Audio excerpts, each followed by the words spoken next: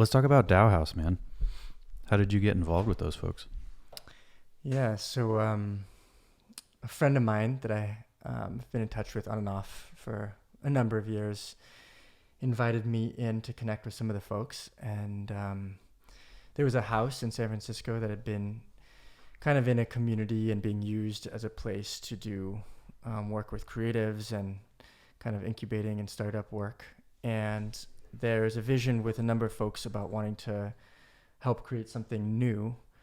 And basically the idea is wanting to bring together creatives and entrepreneurs and also folks interested in kind of more spiritual practices to create a space and a collective for folks to gather and get together and share with each other and support each other, from creatives to entrepreneurs to thinkers, philosophers, educators. And there's a bunch of smart people involved. And when I started kind of spending some time there, we all got really excited about talking about what's happening in this moment and idea of emergence, what's emerging.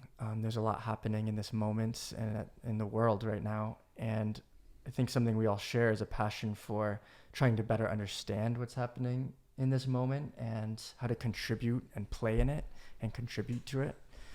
And a lot of shared thinkers, mentors, teachers, from anyone like Jordan Greenhall, and trying to better understand around sense making, or Benita Roy, and wanting to find a place where we could offer some kind of experiential educational learning journeys, or help work with creatives to better awaken and actualize the potential, and or music, creativity, philosophy, poetry. So it's really just this idea of a communal space to be able to host community gatherings and have classes or workshops, and all in the name of kind of stepping up into potential and sharing with each other to make as much space as possible for this idea of what's organically emerging and collectively, especially. I love this space that they've created, which is something that I've been discovering trying to run this little podcast and this little publication, is that the hardest piece is going to be getting like physical space, physical property. And they've created this whole, it's like a very deliberately created environment, that I think, as somebody who thinks about what is the role that space and place play in the kinds of things that you're able to do as a person, the kinds of things that the kinds of communities you're able to congregate, I think it's really important to have those places. And I don't think I've ever seen anything quite like it, this mix of the technology that they're using and the way that they were sort of documenting the weekend as it unfolded, bringing out Benita to have this talk, and then just having enough time to do some practical exercises, some lecture, some panels. I came away feeling like this is more what an academic conference should be like, where it's a little bit more intimate. It's the space is more conducive to people kind of connecting in a long-term way. It wasn't packed with 15 panels running in, 3 different buildings on an enormous college campus, and you're trying to, hurry yourself from one talk to the next. And then, you rush to give your talk, and then everybody listens to it and then rushes to the next one. I've never really understood the purpose of that model, and so just the opportunities that were presented in this weekend space just really kind of lit me up a little bit and got me excited about what other potentials, what other formats, what other styles, what other themes, what other topics could you kind of organize around this way, this way of meeting. And then, of course, the challenge that I see immediately in front of me is how difficult it is to create a space like that, and just the barrier to entry there is huge, especially in the Bay Area. So there's obviously a certain amount of I was going to say luck, but a tremendous amount of resources are required for doing something like that. But it's now kind of on my mind, and like my mind is heading in that direction of how do you not reproduce exactly what they're doing, but create parallel centers of sort of emergent potential in a way similar to what they're after. Yeah. Dao House currently is located literally in a house right off Alamo Square Park in the middle of San Francisco. Obviously, it's difficult to maintain that space financially, but I like what you're saying, Adam, about the house as an environment for these types of learning opportunities and learning experiences, where instead of a conference where there's kind of this professional vibe, there's a little bit of this, you're there with 1,000 other people and you can barely even catch, what's going on in one session, much less the simultaneous sessions going on, the way that academia does knowledge and learning now. But when you're in a house environment, it's way more laid back. You still have the experts in the room. You're still learning. Actually, you're learning more, I think. And you're able to network in a way that's more like meeting friends rather than competing in a professional environment, which is the case, it feels to me, at a lot of academic conferences. So I look at this more just as, the future of education, where of higher education, of continuous learning throughout adulthood. The university system is in crisis right now, and I really like what Dao House is doing, trying to enact a different model. Yeah. More of a kind of neo-medieval model, you could almost say. They talk about it as guildcraft, which is a metaphor or an analogy that I really appreciate. Yeah, so there's the Dao House itself, and then there's something that's kind of emerged on top of it. We're calling the Ethos Institute. What's the ethos, which is this idea of a guild, which is coming to have people be able to mutually support and train each other with a more of a medieval idea that, to your point around academia, can be so isolated and separated and individualized. And so it's both this idea of how do we reweave and reintegrate mutually supportive ecosystems for knowledge and education and learning and sharing skills, but also this idea of having a physical location centered in the Dao House, because ethos, I think, can exist outside of Dao House, is also having a place for community. And there's this idea of what's emerging now is kind of the fallibility of the myth of individualism, where we all try and do things on our own, and everything's so focused on our own journey, our own career, our own professional contributions. And how do we reclaim a healthy form of mutual interdependency and co-creation and collaboration? And I think that's what's really cool about the Dao House, is some of these folks have really honed the skills for curating, to curate immersions, and what does it mean to make education more immersive and experiential? How do you build in protocols for practices and meditation, and just weaving that into something, which I think some of those folks do really well. And we're calling this place a house, but if you walked into it, it doesn't look like any house that most of you have probably seen. The entryway is this sort of beautifully decorated, adorned with original artworks. There's flat screens on most of the walls. Next to that is a sort of a lecture hall where we had maybe 30, 40 people sitting in rows. And then next to that is a big kitchen. They're running catering in there. There's a studio downstairs full of like musical instruments and stuff. There's another kind of boardroom type thing next to that. And then upstairs there's a meditation room, and a meditation room that probably rivals like actual meditation rooms in Zendo temples. In some kind of temple. So it's a house and people live there, but it's also been kind of refashioned to be this kind of community meeting space, and it has all the kind of facilities that you would need to host these kind of events.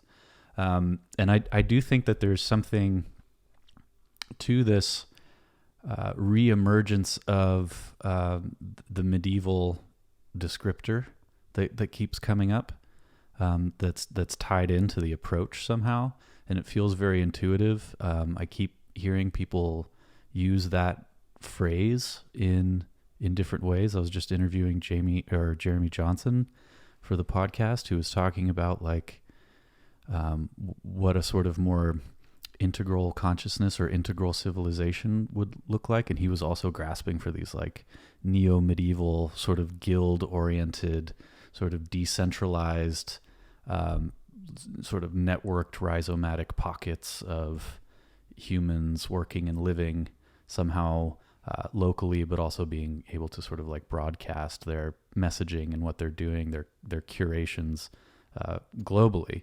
And I'm wondering why so many people are reaching for that medieval language. Yeah, well, I think Jesse, you hinted at it that the myth of individualism is becoming more apparent to people. Myth in the bad sense that it's like an ideology, Mm-hmm. and modernity and the shift out of medieval feudalism.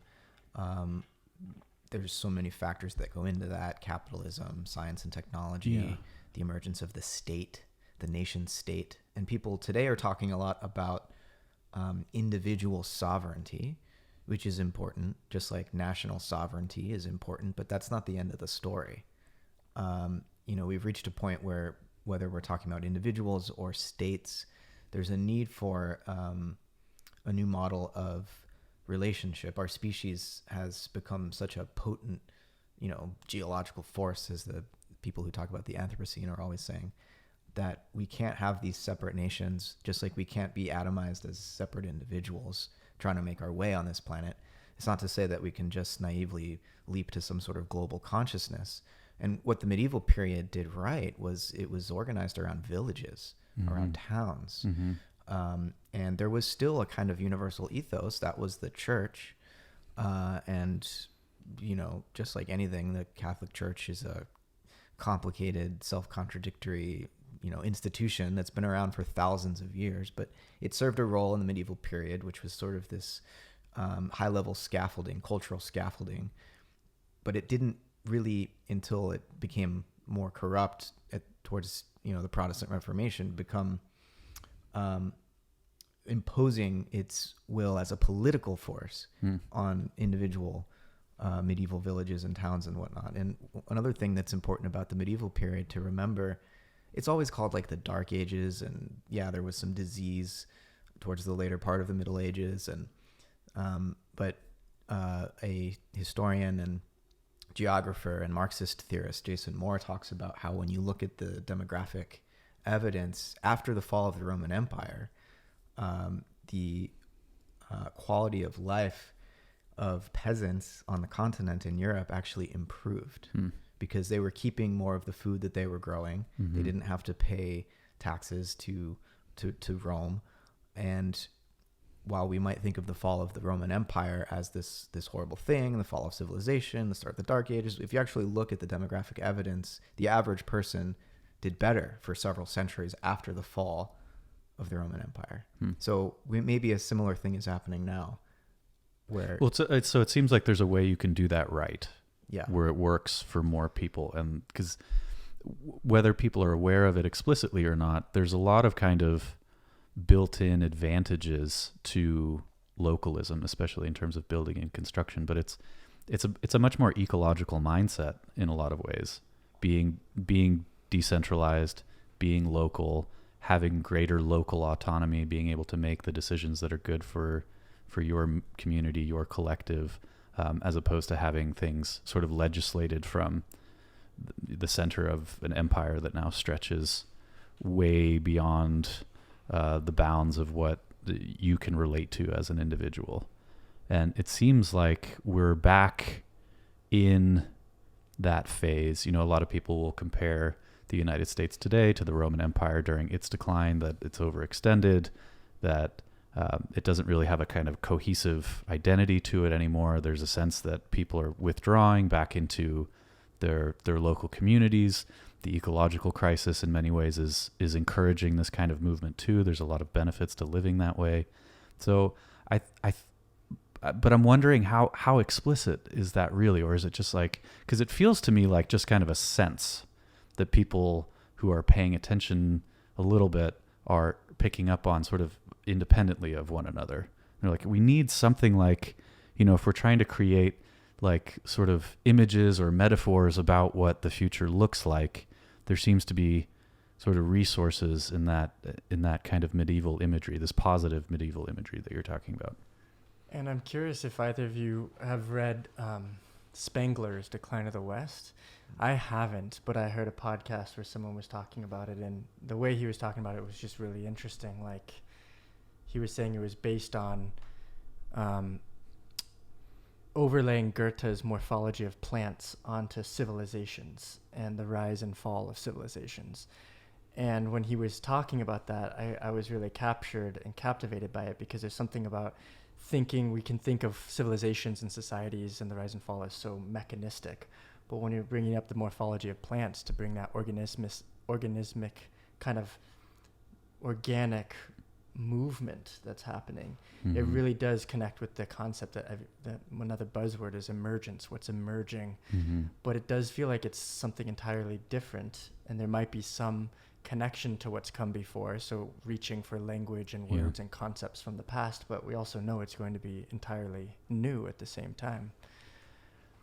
The other thing that I think is emerging at the same time, and probably for the same reason, and kind of connected to this kind of Spenglerian mode of thinking, I think, is the reemergence of reactionary thinking, right. Which is it's kind of embracing a similar set of ideals that we're talking about, but couching them in terms of nationalism, sort of xenophobia, racism, or a return to a different kind of past, right. That I think we need to strongly guard against, while at the same time acknowledging that this kind of localism, this kind of decentralized localism, is an essential part of any healthy future that we have. But those two are emerging in such a complicated way at the same time right now that I'm not sure that we're all being attentive enough to how to think those things together. Modern people think of history as an inherently progressive thing.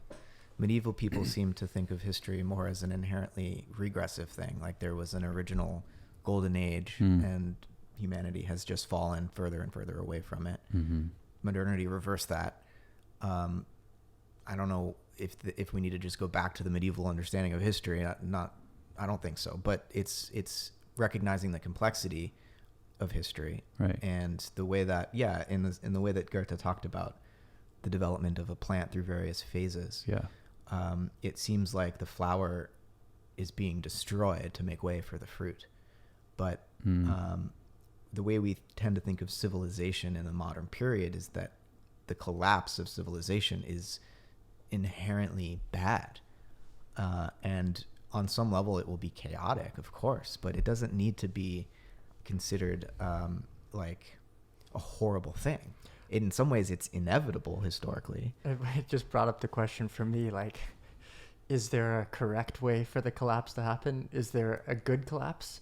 Versus, when I think about the reactionary nationalism, and there's a way it can be terrifying, thinking about the seams rupturing and society as we know it kind of unwinding, and then I wonder, well, is there a better way for us to move, if we're thinking of this as a transitional period into the next stage, whatever that might be? I think the uncertainty and the ambiguity and the certainty of a certain kind of collapse that either leads to sort of some sort of continuously evolving sort of like simultaneous development, the development of something new while the old collapses, I think is the place that we're in right now. But the nature of that development, the nature of that positive upswing, not in the sense of like this is good or bad, but the nature of the thing that's emerging in place of the old civilization, I think it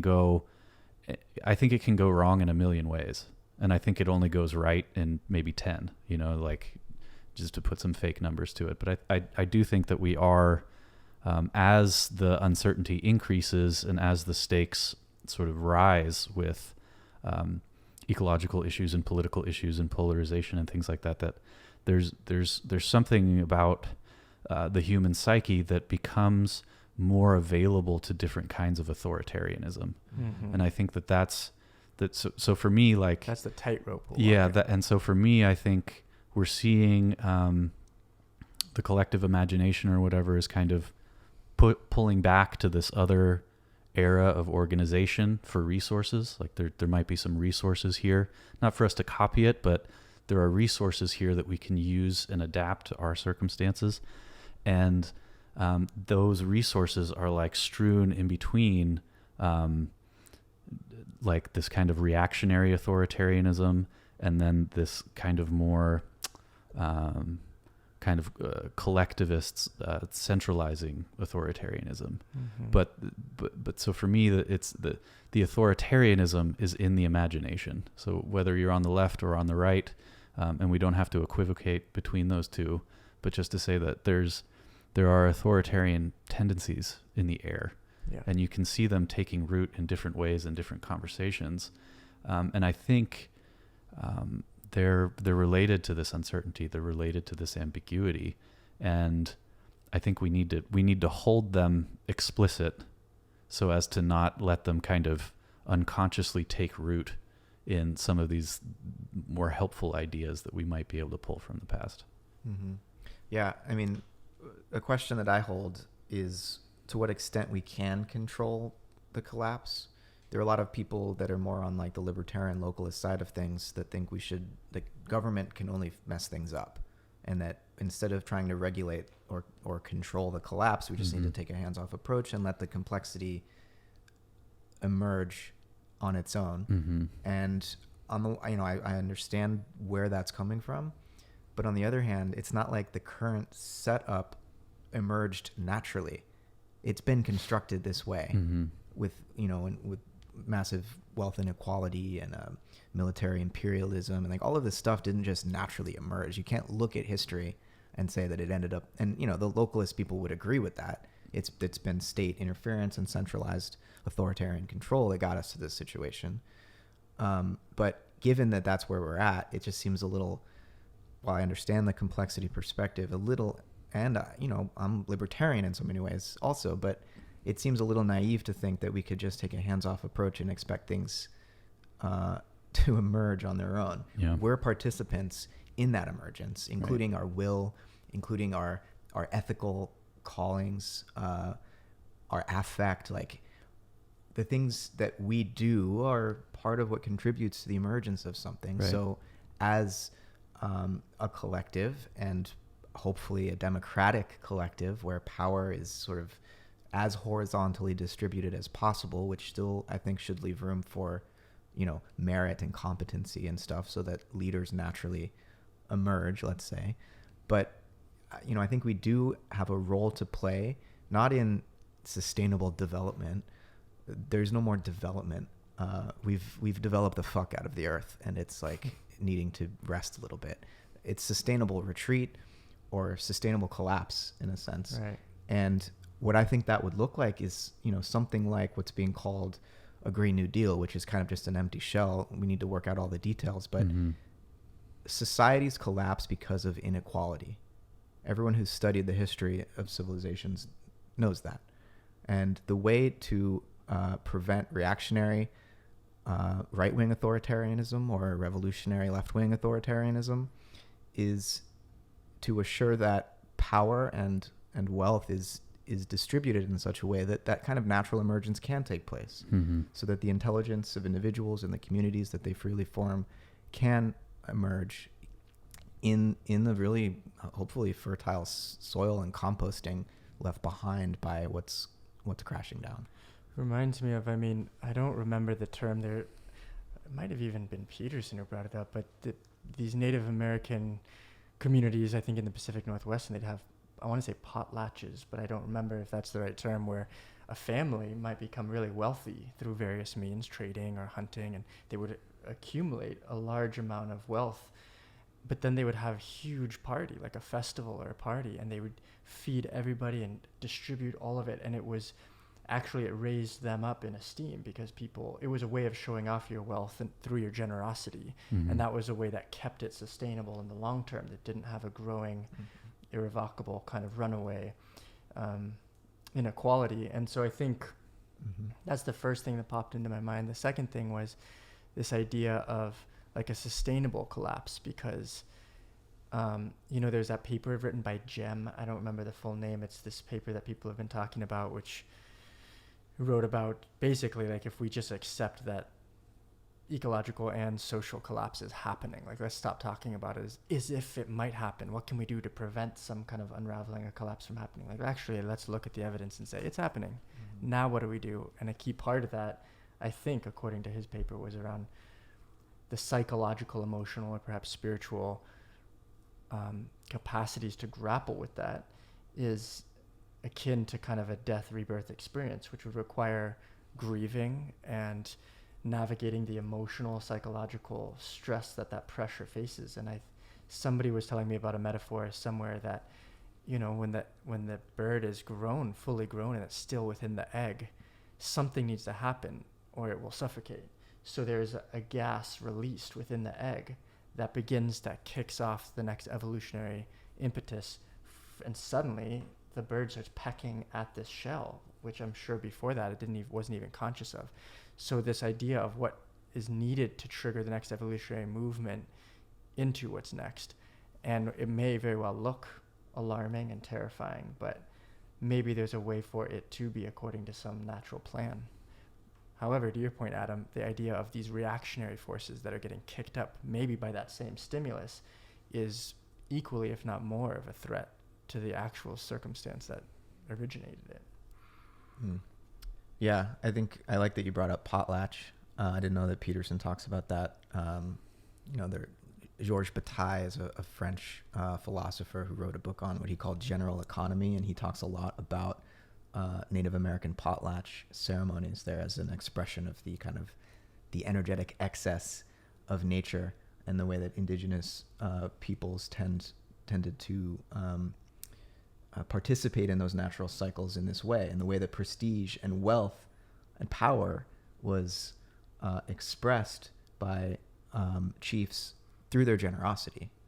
And it's not like, oh, weren't they so nice? No, they had an interest in maintaining their power and being seen by the collective as powerful, and they did that by sharing their wealth.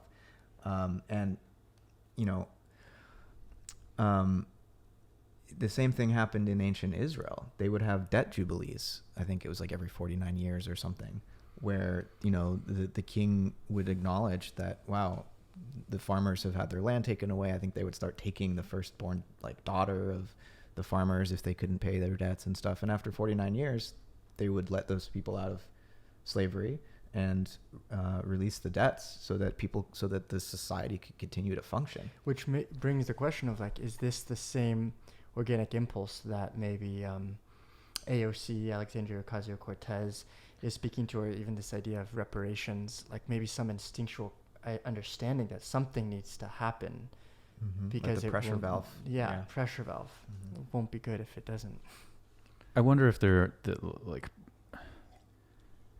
I'm weary of this whole discussion about the charitable giving of leaders and monarchs and rich people en masse, just because we have a ton of rich people, we have a ton of billionaires, and if they wanted to, they could just freely give that money away.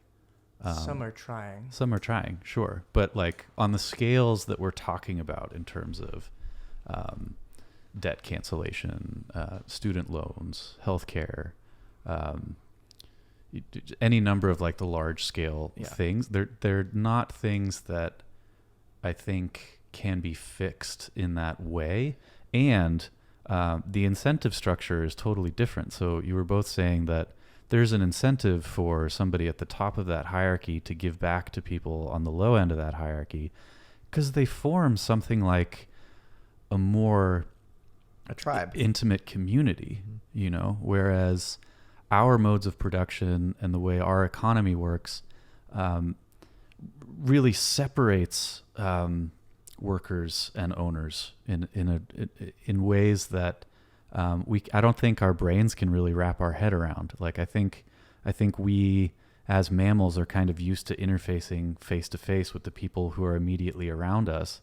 And when your income is tied to a multinational corporation that doesn't really seem to abide even by the laws of the nation that it came from, and who has a CEO who you've never met and who, for all intents and purposes, might as well be a king. You know, so many of those structures break down. Like there's no sense of shared fate. There's no skin in the game for the people who are running the show. And so all of those kinds of mechanisms that we're kind of romantically talking about right now can't really come into play and don't come into play. So the question is it possible to do those kinds of things on the kind of scale that we have, or do we need to, at some point, what you're saying, just like introduce like a debt jubilee, or do we need to cut our losses and kind of think about just smaller organizations altogether, like something like maybe 350 million people is just too big. You know? I think you're totally right. I didn't mean to like wax romantic about indigenous ways of running an economy. But I think it's important to draw on historical examples just to show that we have not always been capitalist, which is to say that the form of political economy that has characterized modernity is very new, and that the ability to imagine alternatives is something that there's a real deficit of the capacity for imagining alternatives. And looking back at history and understanding that there were other ways that this was done, at least gives us the space to even start believing, much less trying to figure out the details and enacting a different way. Yeah. Because a lot of capital, you know, the way that capitalism, the way we talk about economics today, as though it were a positive science, where there's no ideological or religious or theological like motivations that shape what we mean by economics. And it's just taught like capitalism as science. It's the only way you can do it in the United States, at least.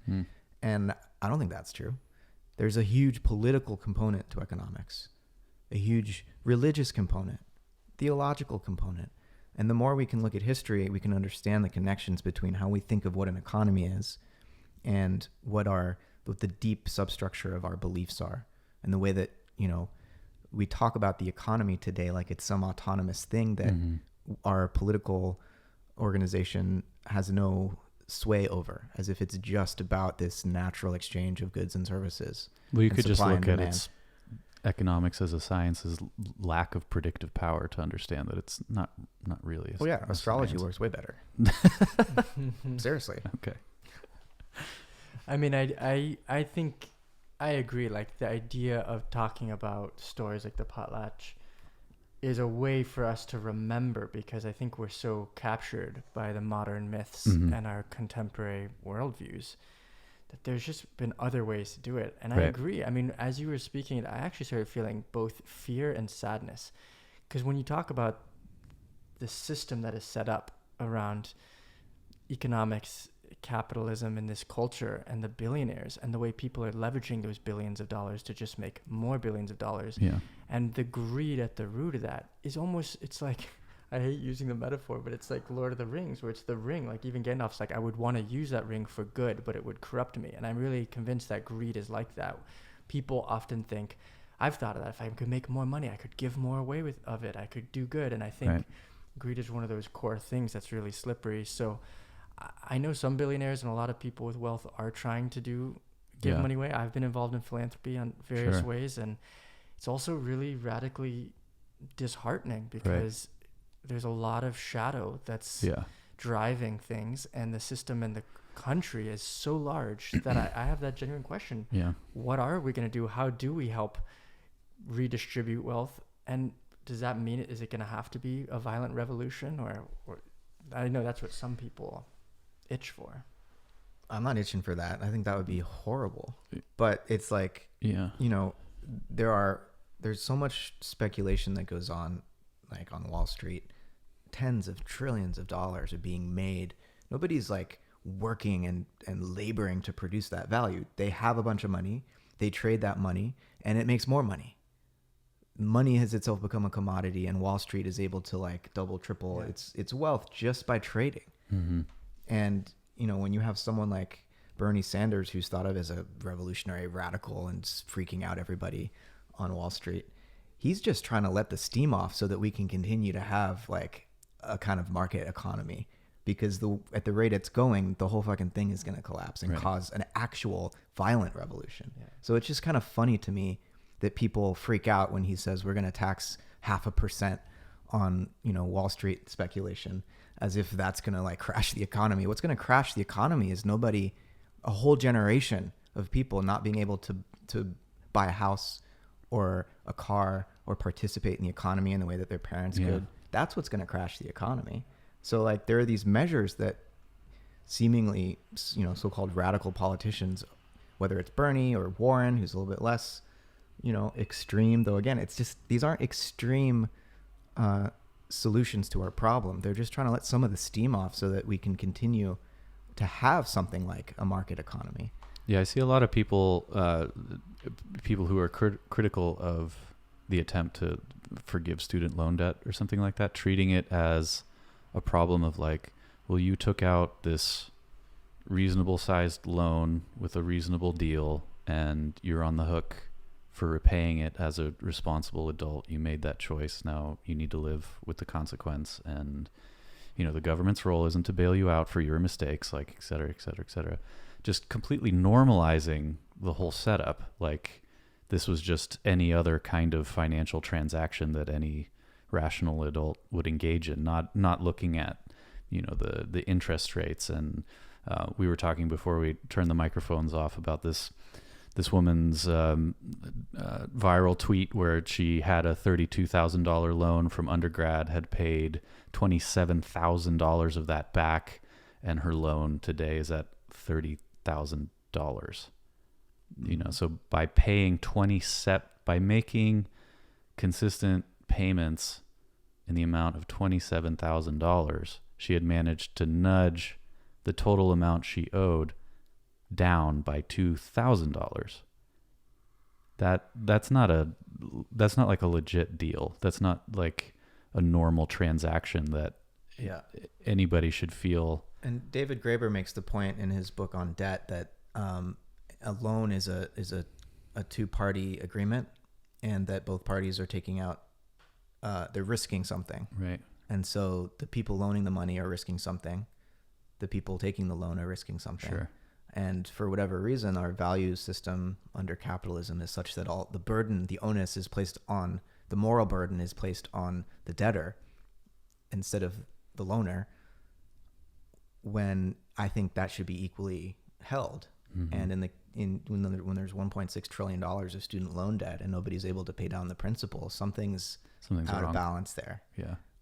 And I think as a society, we can look for sources of tremendous wealth and say, to the people that are looking at their second yacht, maybe you can help bail out these people that would love to afford their rent.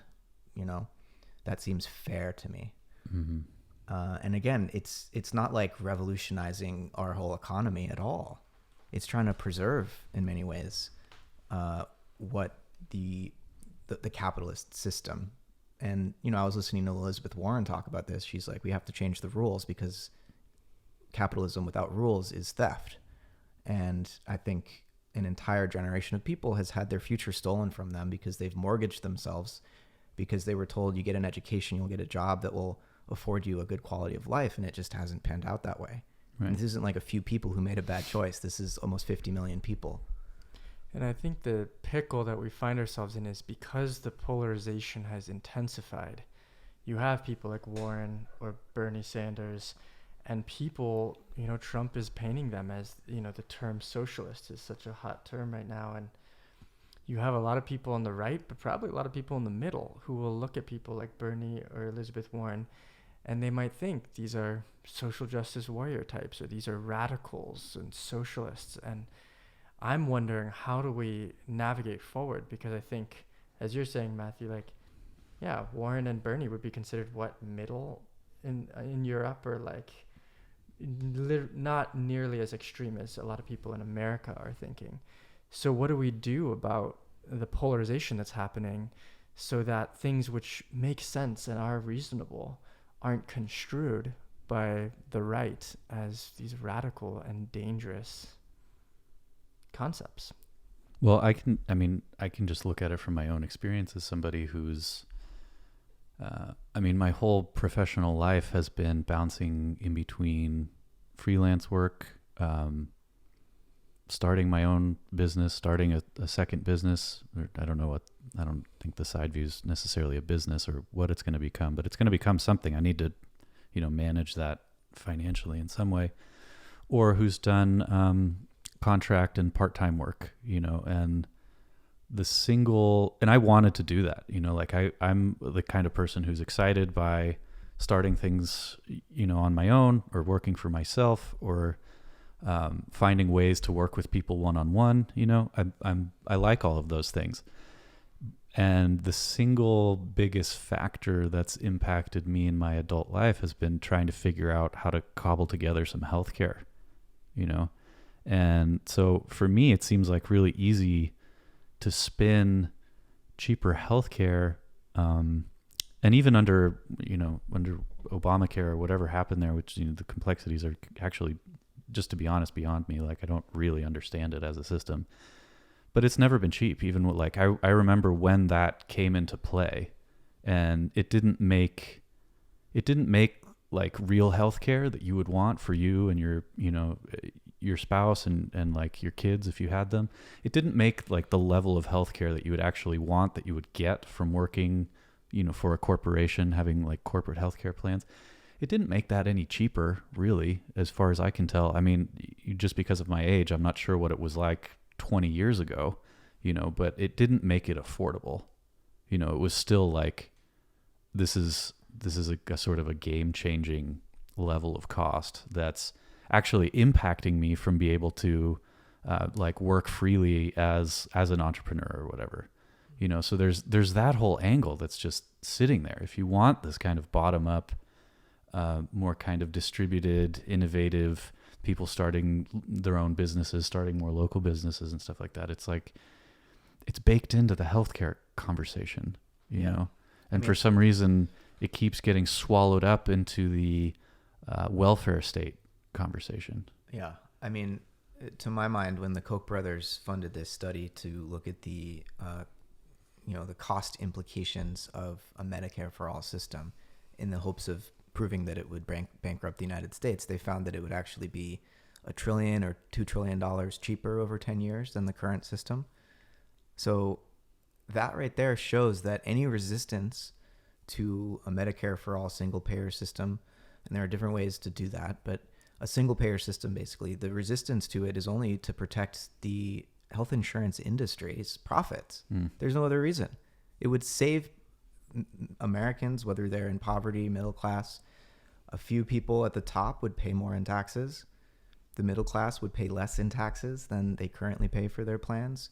Employers and small businesses wouldn't have to cover their employees' health insurance costs anymore. I mean, it's a net gain for everybody except the health insurance industry that's been profiting on sickness and death, and the few people at the top who make millions and millions of dollars who might pay a little bit more in taxes. So that's kind of a no-brainer.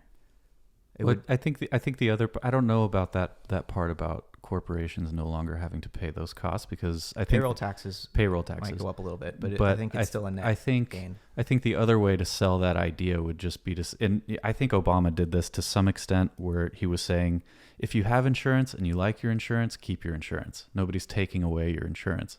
And I think that's actually important. And that's something that I hear when I hear Americans talking about it. I don't hear them really understanding that Britain has the NHS, Sweden has nationalized healthcare, but in both places you can buy private insurance. If you want a different kind of insurance, or if your company gives you a different kind of insurance, you can have that. And I think that there's some sense to that, Well, there's levels of there should just be like a floor, and there are welfare programs in the United States. I'm just saying that in my experience, in my slice of the sort of economic situation, which I think is probably the bulk of a lot of people, like kind of squarely in the middle, not coming from a family that has a lot of money, but trying to do things, trying to start businesses and stuff like that. It would be a game changer to just know that at least I don't have to figure out how to do that on my own. And if I can't string something along for 6 months, that like I have to freak out about not having coverage and all those kinds of things. It just seems like a really easy sell. I think there's a whole spectrum on this issue, and on the far end of it, you've got people like Sean Hannity who are, saying like Bernie Sanders admits that immigrants in this country should get health care. It's like, well, do you want them to die? I mean, what's your point there? And, the Republican Party is just trying to gut Obamacare and throw a bunch of people off of health insurance and let the health insurance industry determine its own prices and so on.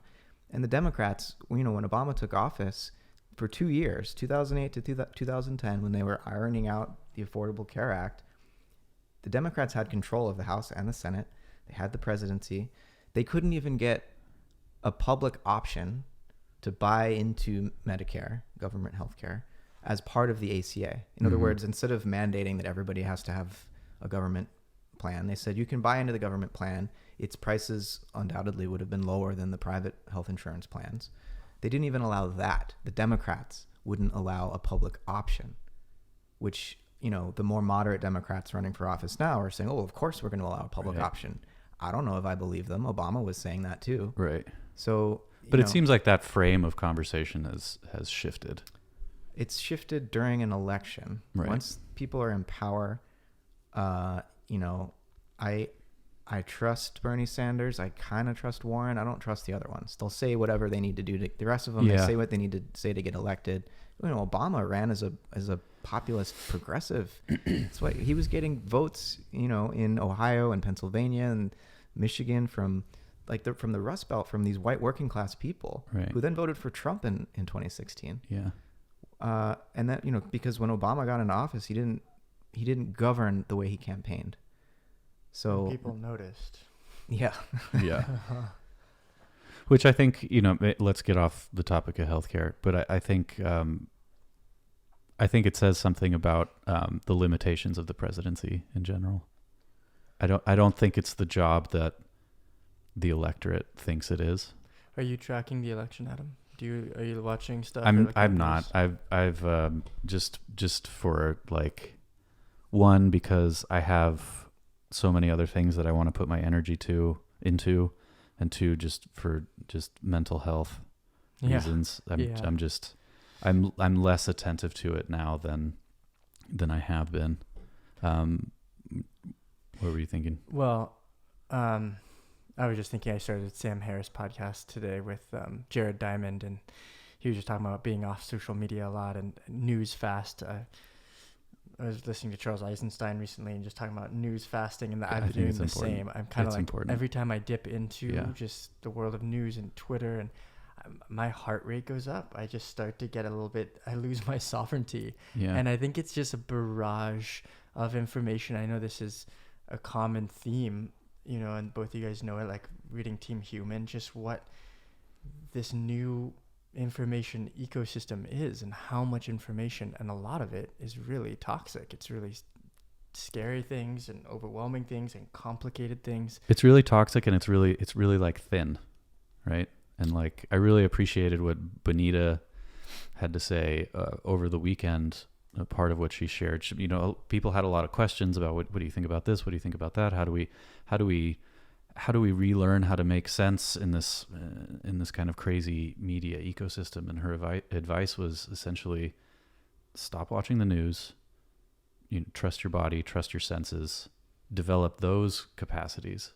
Build up your intuitions about things, build up your interactions with individual humans that you're actually engaging in real relationships with, and then make sense out of that. In other words, like, build your models of what people are and what's going on out of those concrete, complex experiences, instead of don't let the media narratives feed back into your understanding of the human beings around you. Right. And I think she kind of felt that was a little bit in the room. And when I interviewed her, this is something that we talked about too, which is that, like, there's a certain kind of representational thinking that we can do that's got nothing to do with social media or the news at all. It's just like a mode of thinking that we have, which is essentially a kind of like low grade stereotype thinking, where we kind of we get stuck in our heads essentially. Representational thinking is this kind of like really locked in mode of cognition that's actually not very normal or not very natural when you're like out operating in the world and doing things. You're operating in this much more kind of recursively interlocked exchange with everything that's happening around you, and there's not a lot of sort of like distanced representational evaluation of what's going on. But that's what calcifies into ideology. That calcifies into ideology. And so actually when we attend to how we're navigating the world, that's not actually a very effective way of getting things done, and it's not actually a good description of how we move and relate in general. Now, there are all kinds of mechanisms that reinforce that kind of distanced representational thinking. And so I think you get some of that just from being in a literate society, some of that from I think reading kind of engages this part of your thinking, and I think in a probably a helpful way, just in terms of imagining other futures, imagining other constellations of meaning making, imagining other sort of philosophical systems and ways of making sense.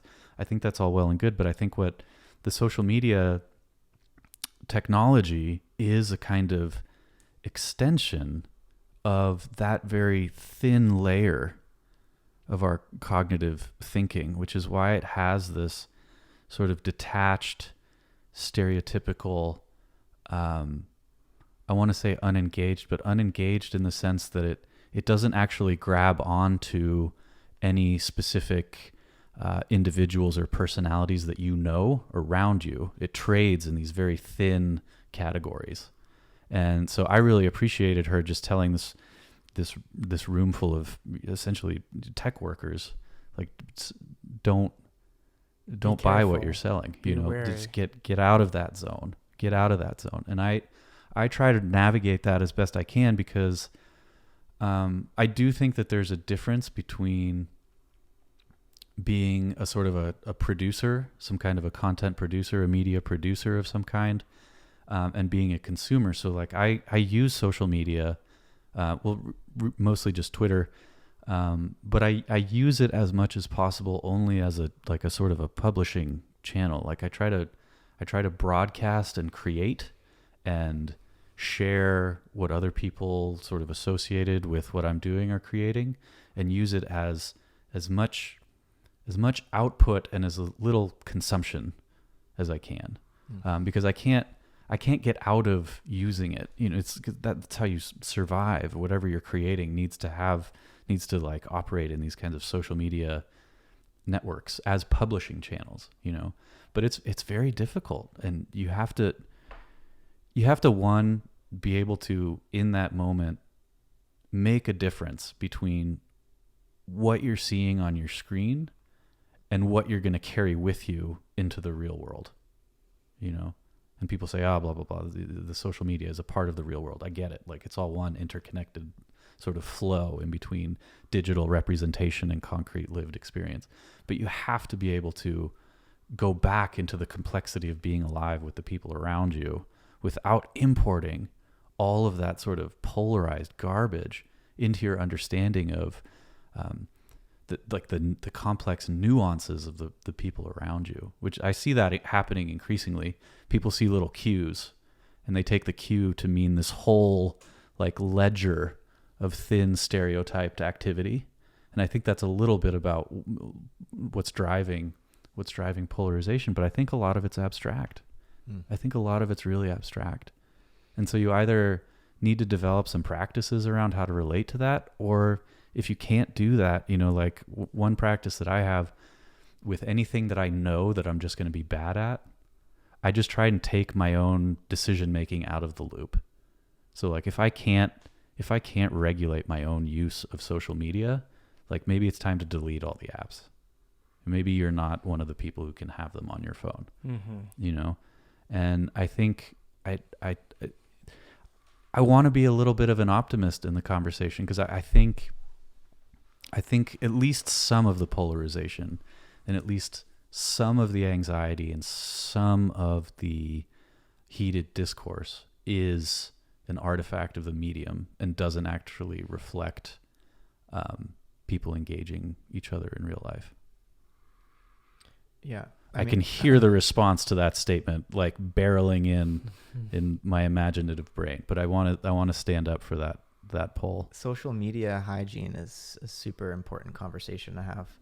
I don't know that I blame social media for the sort of low resolution representations of the world. I feel like social media in large part it's in a reactionary phase of its development, reacting to legacy media that are primarily responsible for producing the low resolution story and narrative.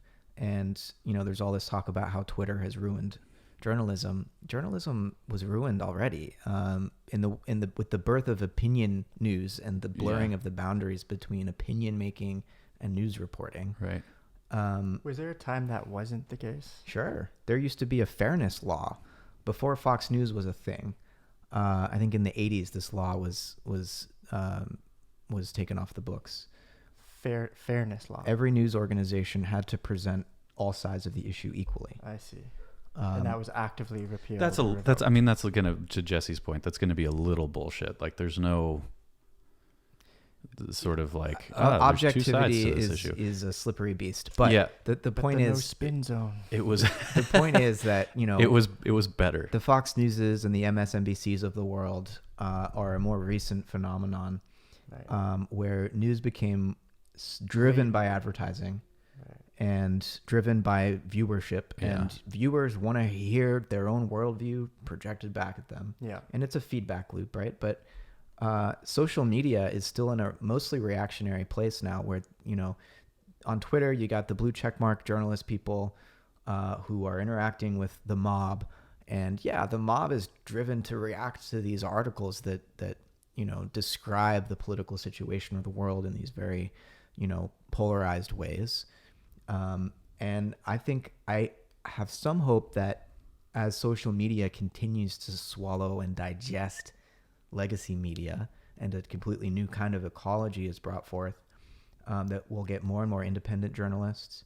We'll get more of a balance between the consumption and the creation of media, so that you're not just consuming what the mass media outlets are, you know, sending to you, but you're responding to it, not reacting, hopefully, but responding in a more thoughtful way, engaging in dialogue with people that, are local to you, but also maybe I think there's something to be said for being able to talk to people who aren't your neighbors. Sure. And I try to engage on social media in a way that allows a conversation to continue and not just like shouting slogans at each other. Yeah. It's difficult. And I love to do this with you guys. I think, you know, I'm feeling a lot of pressure that I'm imposing on myself to get more involved in local politics. Like, I'm leaving the Bay Area. I'm moving to a place where the population is 3,000 people. Yeah. And I want to get more involved there. It's Nevada City, a more conservative place. And I do feel the need to get more involved there because I feel like that's important. It's impossible to stay plugged into everything that's happening at the federal level, at the state level, at the local level. It's like, man, it's just a lot. And it's very easy to get sort of sucked into this mob mentality. And, you know, I think there are ways to short circuit that tendency. Social media certainly facilitates that tendency. It makes it easy for us to just feel like we're part of a tribe that's on the right side of history. Right. And we can tweet and feel good that we're the right kind of person or whatever, where it's not really having any effect on the world. Right. Douglas Rushkoff and Team Human uses this example about memes and how memes is like it's like a virus. The sole purpose of the virus is to simply promote replication. Mm-hmm. So he was using some study to talking about how whether you agree or disagree with a meme, you're taking it in and then you're replicating it by sharing it. And he was just talking about the ecosystem of social media and the way that it can actually bypass the prefrontal cortex and go straight more into a reptilian part of the brain, some part of the cortex of the brain, which is more fight or flight oriented. It's more connected to tribalism, and how then there's a natural propensity for people to get into their own echo chambers. Like there's like a science behind that, like how that actually fans out. And I think when you said respond, hopefully people could learn how to respond rather than react. And that's a lot of what I do in my work, is around cultivating mindfulness, developing emotional intelligence. And we're always talking about how to learn how to respond rather than react to a person, to a moment, to a situation. And I just had this thought of like, you're not supposed to drink and drive. Like there's rules. Like you shouldn't use social media if you're in this fight or flight reactive place. Like how do we coach people around cultivating a practice of self-awareness that can prevent us from getting hijacked? Because everybody everywhere, including world leaders now, are just hooked into these things. Maybe Jack Dorsey, if you're listening, you should add a heart rate monitor to Twitter so that you have to like prove that you're in a calm state before you push send on that tweet. I like that. Well, I mean, guys like Douglas Rushkoff and Tristan Harris, who have kind of worked deeply and researched the interface, the sort of connection between the interface, the UX, the operating system, and like your limbic system, and the way the algorithms feed into these things.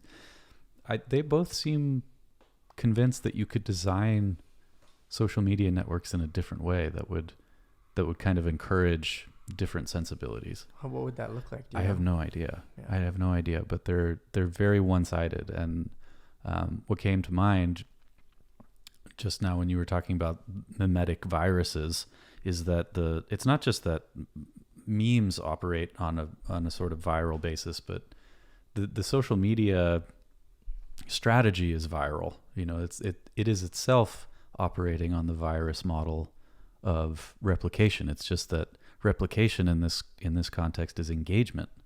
And so it doesn't matter the quality of the engagement, it doesn't matter the type of the engagement, it doesn't matter what your engagement with, it's just trying to reproduce engagement, you know, which is this like super base, super low, super general category. It's like just do more on the platform. Like that's what the whole thing is geared against. And it appears making people emotional and angry is an effective way of doing that. Yeah. So if we go back to the year 2000, like the Bush administration, or maybe we should call it the Cheney administration. That's a different media ecology.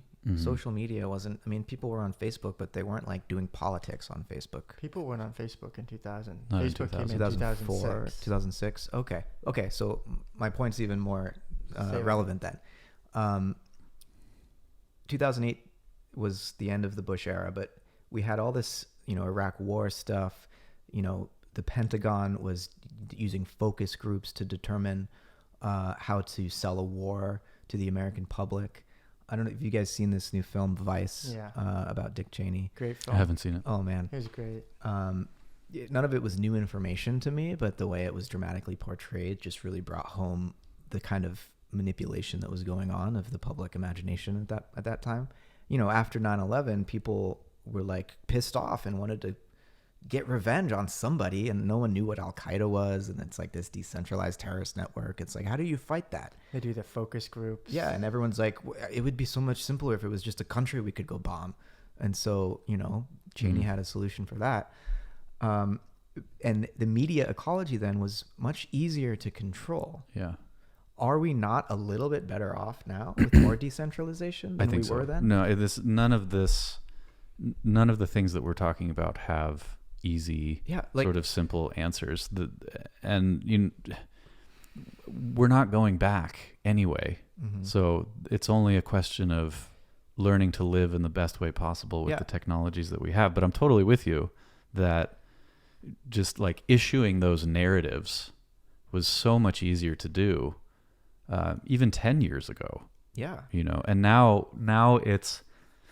we've almost swung in the other direction where nobody can get a narrative through And Really? that's a great question. Like, are we better off? And to your point, Adam, we're not going back anyway, but this viral clip that went around with, I think it was Pelosi, like that she was drunk. Mm-hmm. And so this whole concept of we're just at the beginning, we're probably about to see fabricated fake video footage of people that can just be created. And how do we start going about trying to authenticate what's real and what's not? And it's a post-truth world where I think there's a fear in the air that we are accelerating into an unknown place where suddenly it's the opposite of the grand central narratives. As low resolution as they may have been, at least we could all agree on that was the central narrative, and it's unnerving in a way to be entering this new space. And yet somehow it was easier for the government, the U.S. military, to do a false flag in Vietnam and to do false flag in Iraq than it is now, where there's so much more skepticism of Iran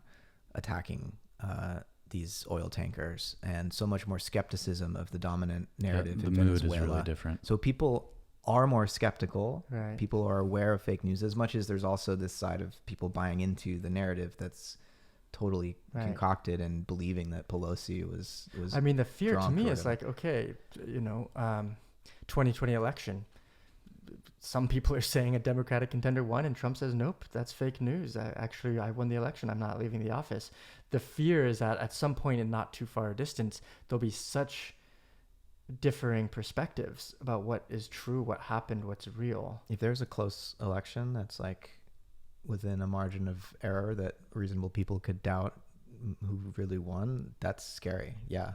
I think if it's not a landslide, then we will have issues. Is that a fear-based? Like, is there no need to go to that extreme? I don't think we can go there yet. I think that's one of those places where I see people getting ahead of themselves. Mm-hmm. And so there's a decentralization around the central narrative, but it's possible it could be a healthy movement that could ultimately allow for more. Well, I don't know. I think this is one of those places where I see like there's a legitimate need for a conversation to be had around what do you do about this Pelosi video is all they did was slow it down half speed. It's not really like a deep fake. It's not really it's nothing compared to what's coming around the corner. Right. And so then the question is like, what do you do about that? And that's one of those places where I feel like we have to move really slow, because there are so many of those questions that are emerging right now. It's similar to what like Twitter has to deal with in terms of like what can you actually say on the platform? Is it going to be First Amendment rights that rule here? Are we just going to follow the law, or are we going to follow some other set of policies and guidelines that we establish? How are we going to enforce them, et cetera, et cetera? There are so many of these little pivot points that are coming down the line or that are already here that we have to deal with, and we have to have conversations about censorship and content, and how do you keep a healthy sort of discussion going, like a sort of national conversation happening, whilst also acknowledging all of this new technology that's emerging. And I see authoritarian tendencies kind of just circling all of these conversations. Like, who wouldn't want to be in charge of that? Mm-hmm. Whether it's Facebook or Twitter or the federal government, or you can kind of see them all kind of lining up and kind of figuring out who's going to get to control this little phase. And that's what breeds all the palpable distrust, is everyone is so suspicious of everyone else proposing any solutions. I mean, I think it's a bit of a paralysis. And as technology is exponentially multiplying and advancing, probably far ahead of the ability of most of us to even comprehend, especially thinking several corners into the future, adds even more uncertainty. I guess there's no easy solution. When Facebook was first taking a lot of heat because of letting Russia buy targeted ads, my first thought was like, well, you knew it was a private corporation that's running on a for-profit basis, and that's its legal obligation to shareholders is to sell as much to get as much ad revenue as possible. And it's a transnational corporation. They don't care about the U.S., civil society's best interests. But on the other hand, no one 10 years ago, 15 years ago, expected something like Facebook to become, basically it's like you can't be a member of our society without engaging to some extent with that platform. So, well, you definitely can, but I mean, we're talking about billions of people. Yeah. So it's whether you are on it or just think it's all bullshit, it's 2.5 billion people are plugged into that thing. It's part of the human so you have collective nervous system. It's part of the it's part of the thing. I don't think that the government should nationalize it and create some huge bureaucracy to review every single post and nationalize YouTube and have someone have to watch every video to make sure that it fits within whatever guidelines that will be politically shaped, of course. But what do you do? I mean, I have no idea. I would tend towards, personally, I'm more libertarian about speech. I can't see another way forward that doesn't create even worse problems that involve trying to legislate and censor content. At least right now, I'm in favor of using First Amendment guidelines, using the laws that we already have to adjudicate what's allowed and what's not allowed. Because I don't know, because every other path leads to censorship, and there's probably a lot of stuff that would be on the chopping block right away that I'd be on board with. Yeah. That I don't think leads to a healthier society. Yeah. Hate speech is a problem because but at the same, it does incite violence. So there needs to be a line, and there needs to be a line. That line is always going to be a politically sensitive line. Do you guys agree with all the people that Facebook or Twitter has banned? I have no idea. I haven't watched most of those people's videos. I don't know much about them. The thing that I think is important, just remembering this conversation that I had with Abeba Berhane, who thinks a lot about these issues, especially in terms of algorithms and just how to think about questions of equality and justice in relation to algorithms and what they do. Is the only way we can really have this conversation is if we build in some kind of mechanism where the way the algorithms function, and they don't just function, right? They're constantly being updated. So there needs to be some mechanism where we can go in and look at how they work and how they're evolving so that we can participate in that process. I mean, they're that powerful, but that runs into the issue that Google's whole business is, protecting how those algorithms work. So there's this fundamental, there are these two orthogonal goals of, one, developing transparency to see what's actually happening, and two, figuring out if we do that, then Google can't be Google anymore. So it's that's a totally different technological landscape that I don't think we have really the imagination to see what the alternative is right now. Yeah. I mean, Google may in fact be more powerful than a lot of nation states at this point, just in terms of the information flow that it manages and that it controls. Yeah. The government has to ask Google for help on the regular to govern. Yeah. And I don't know that I think that I want the government in control of these massive data operations, but I don't have the imagination for what a solution would be. I have criticisms, not solutions. Yeah. So kind of bringing it all the way back, we started by talking about Dao House and ethos. Yeah. And Adam, you had mentioned getting kind of lit up or getting energized by that weekend and how maybe it affected your work with the side view.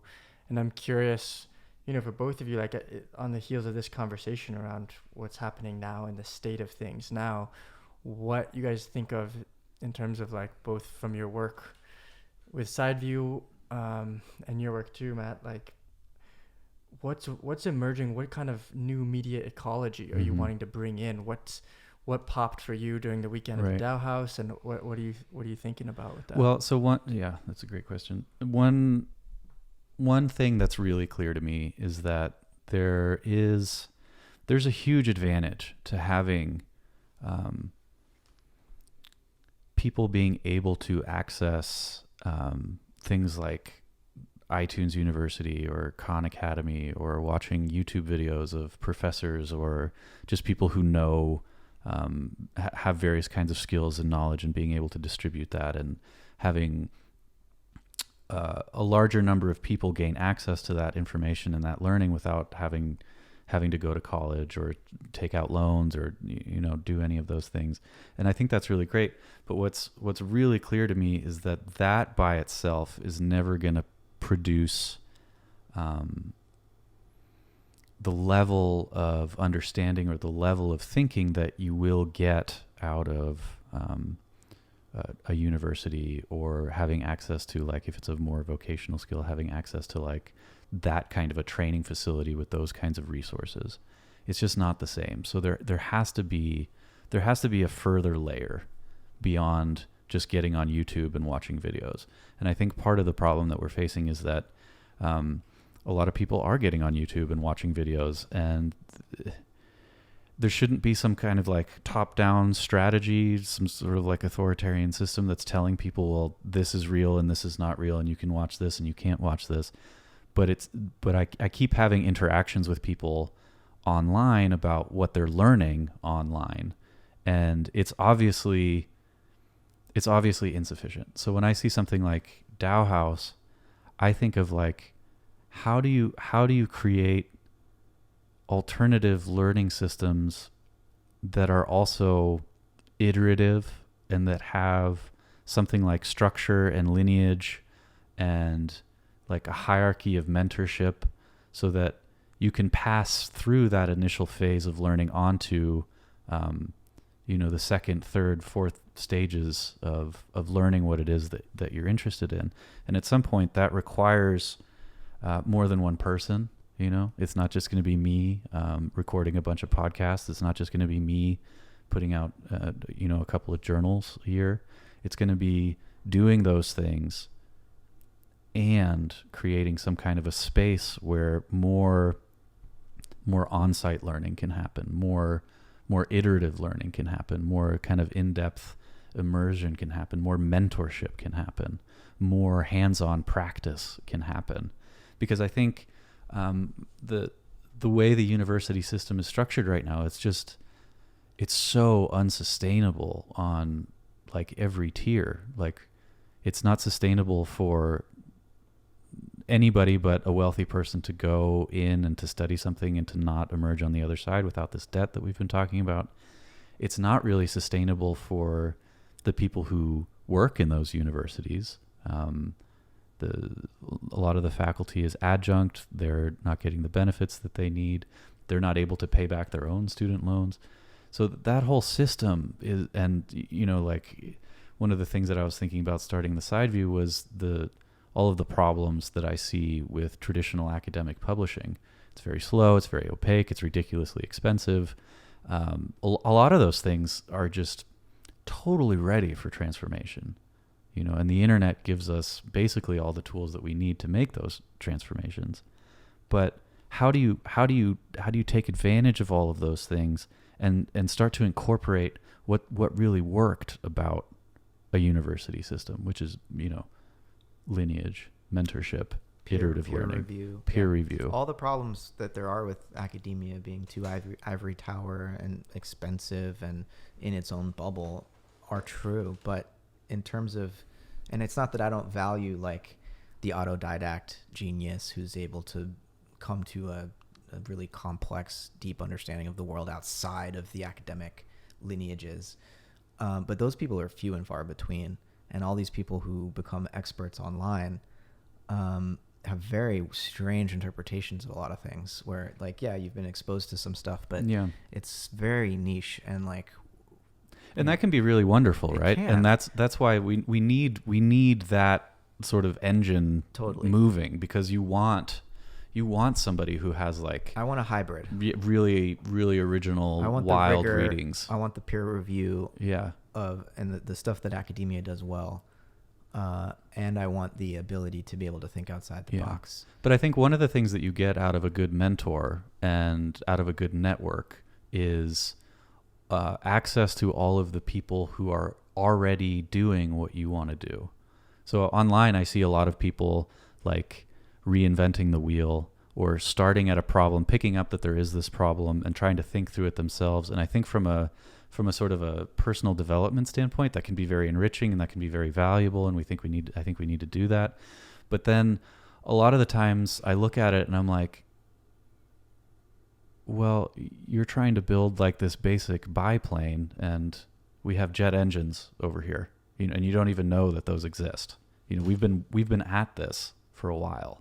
And so giving those, like connecting those people into that network without, with all the sort of like the homogenizing effects of like, being sort of quote unquote indoctrinated into a system that you don't necessarily want to partake in at like whole cloth, but like so that you can pursue those things. And that so maybe you can get in, maybe you can get what you want and need just on your own timeline for much cheaper in a way that also works for something like the side view, like we were saying before. Like maybe something like the side view could be something like a gym that you join, and so maybe you can't afford college, but maybe you can get access to this network and to all these resources for something that you pay a fee for every month.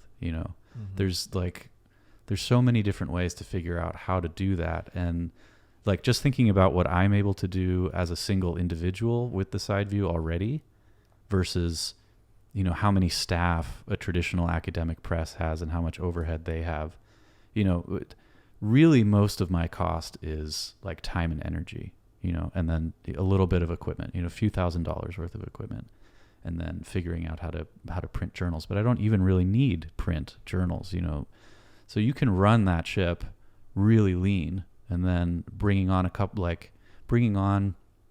even 3, 4, 5 other people.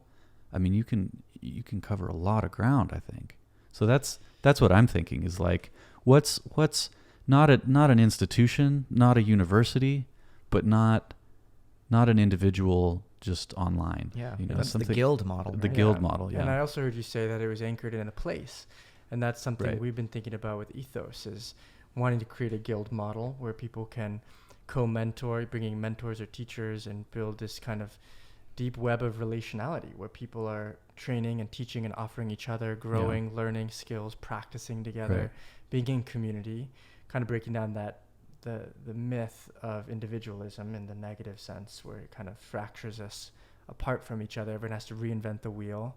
It adds like a competitive feeling, and so the Dao House became like the embodied manifest place of that, an anchor that could hold space for all these things. So it's a little bit of like so many of, like when you say thin, like social media can be very thin with its categories, or the intellectual and academic spheres can be very heady, and that's why it's different when you go to a place like CIS or any institution. You're actually interacting, and you're in a physical classroom, you have teachers, you're doing papers, and even online class. I mean, I'm curious your thoughts on how online courses and school and work is on that, but the idea of having a physical place as being something that we need more of, because we need real life interactions, not just all being on our screens. There is so much underused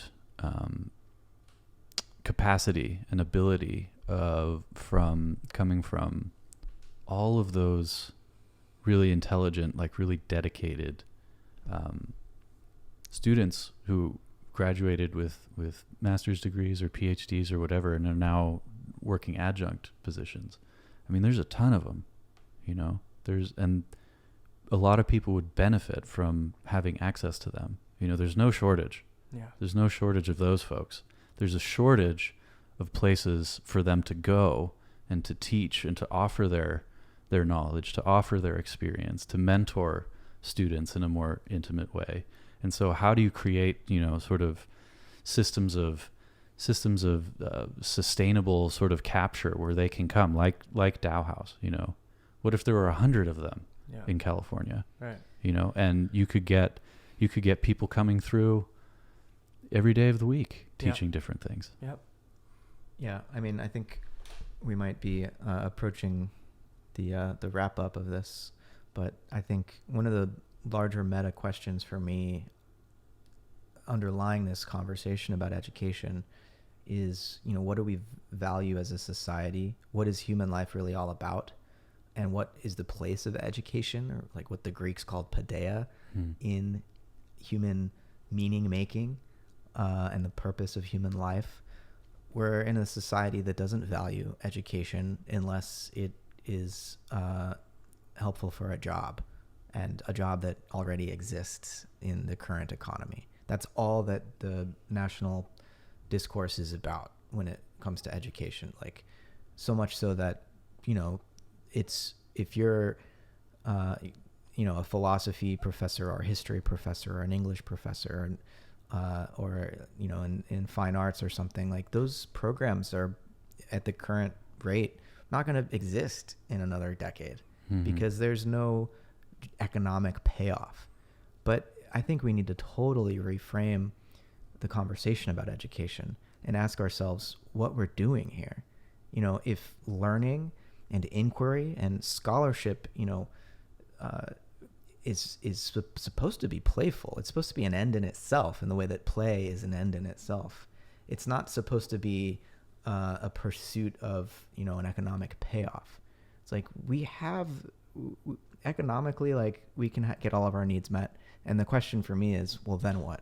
And I think that's where education comes in, and where the meaning of human existence comes in. It's to inquire into our own nature, to the nature of the universe, and like learn how to play with each other in ever more ingenious and inventive ways, whether that's artistically or philosophically. How do we understand our place in the universe?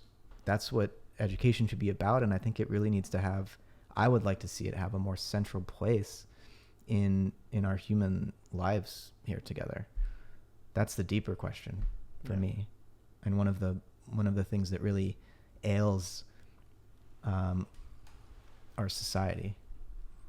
And in the way we were talking earlier about throwing back towards, medieval times for words and concepts to try and reimagine for modern times, you can take it all the way back to ancient Greece and just get a sense for how they valued education. And just to what you're speaking about, the academies, there was a sense of sanctity about that journey of education that is radically different than how it's held by our current society. Right. Like, as Americans, we value freedom so much, as though we're just born with it. Right. Like, we just naturally know how to exercise freedom. And I don't think that's true. Freedom has to be cultivated. We don't come into this world with desires that enhance our capacity to be autonomous, rational beings. Right. That's what education does for us. It's a collective enterprise whereby we all raise one another's understanding, capacity, and sensitivity. And we've just lost that. We think that freedom just, like, we come pre-installed with it, but we don't. So if we value freedom, that needs to be cultivated. There's a certain context within which the exercise of freedom becomes possible, and we've basically eliminated that context. And I think we should take that notion of exercise literally. Oh yeah. And when I think about what would the ideal space look like if there just weren't material constraints on that, it would have space for lecture and discussion. It would have space for food and socializing, but it would also have space for literal physical activity. Yeah. To like weightlifting, wrestling, sport. Train that side of yourself as well, which of course is sort of like the abstract idea behind education still to this day. But you can create something smaller that